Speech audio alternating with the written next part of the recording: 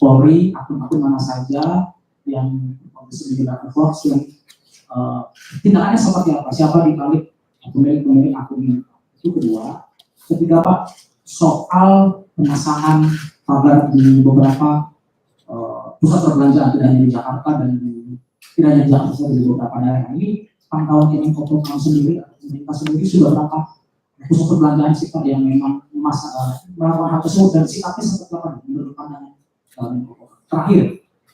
Pun kalau misalkan nanti ada aksi Pak, bagaimana cara pemerintah memastikan bahwa aksi itu hak masyarakat tidak bisa menggunakan hak untuk kebebasan berpendapat, mengutarakan pendapatnya Pak. Jangan banyak-banyak ya, ini waktunya.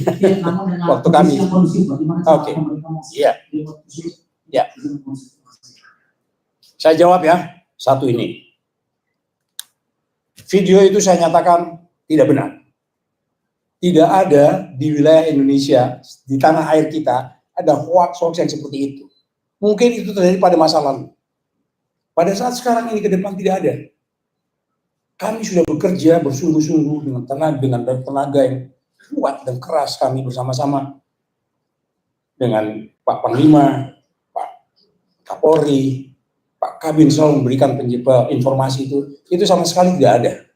Sama sekali tidak kita temukan itu.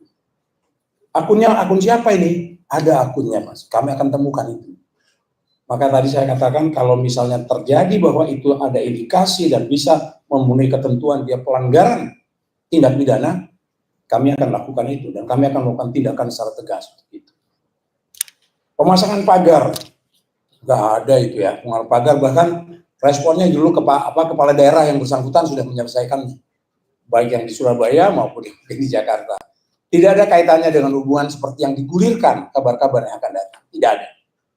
Jadi semuanya itu adalah kepentingan keamanan dari mereka sendiri dan itu pun sudah dianggap tidak memenuhi izin seperti yang dilakukan oleh beberapa tempat. Saya tidak mau menyebutkan mall yang mana ya, tapi kira-kira pemerintah daerah setempat sudah melakukan penertiban ini. Aksi unjuk rasa tidak ada larangannya. Ya, tidak ada. Menyampaikan unjuk rasa adalah penyampaian pendapat dari masyarakat. Tidak ada satupun yang melarang untuk itu. Yang dilarang dan tidak diharapkan adalah soal tindakan-tindakan anarkis. Tidak dengan anarkis. Kalau misalnya unjuk rasa dengan tertib, menyampaikan kritikan, boleh-boleh saja. Bahkan berulang kali Presiden mengatakan kritikan itu perlu. Dan kami meyakini kritikan-kritikan semacam itu sangat menyegarkan buat kami, sangat menyegarkan. Oleh sebab itu silakan unjuk rasa, tidak masalah. Selama tadi ya tidak mengganggu kepentingan rakyat, masyarakat luas, selama dilakukan dengan tertib, tidak melakukan perusakan, tidak apalagi sampai dengan pembakaran seperti masa-masa lalu. Ya, ada kantor pemerintahan sempat terbakar atau dibakar, itu sudah tidak ada toleransi buat kami. Ke depan tidak mungkin akan terjadi. Kami akan lakukan itu secara tegas. Jawab, selesai? Ada lagi? Ya, banyak yang berminat. Ini udah begini-begini, ini kabin sudah cepat lihat saya Pak, ini waktu saya ini. Silakan. Dari mana? Tribun.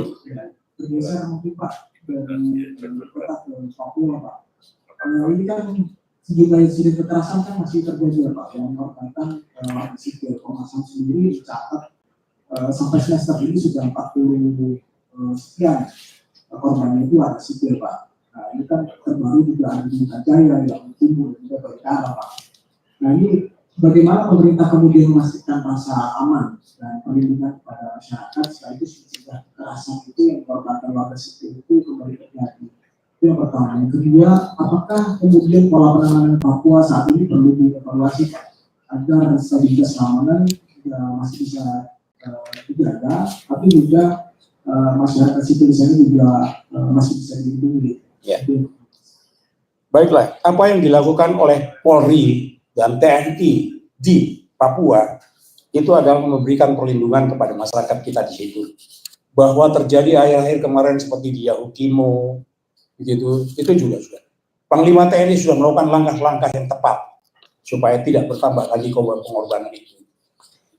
korban itu jatuh juga karena ada hal-hal lain yang perlu kita perhatikan. Jadi kalau pola tidak berubah, tapi peningkatan pola itu yang dilakukan oleh Panglima TNI dan Kapolri untuk memberikan ketentraman di masyarakat. Dan upaya itu tetap dilakukan. Kita tahu bahwa perhatian kita juga kepada Papua juga sangat bersungguh-sungguh, sampai dengan ada satu organisasi tertentu secara khusus memberikan hal yang kita butuh kerjakan di Papua. Sekali lagi pada kesempatan ini saya katakan kita bersungguh-sungguh untuk itu.